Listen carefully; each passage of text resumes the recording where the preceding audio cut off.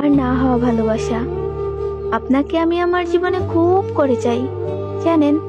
কিন্তু ওই যে কথায় আছে, অধিক পছন্দের জিনিস ভাগ্যে থাকে না। শুনেছি দুনিয়াতে যে যার সঙ্গী হয়, পরকালেও নাকি সে তারই হয়। তার মানে দুনিয়ার মতো পরকালেও আপনাকে আর পাওয়া হলো না।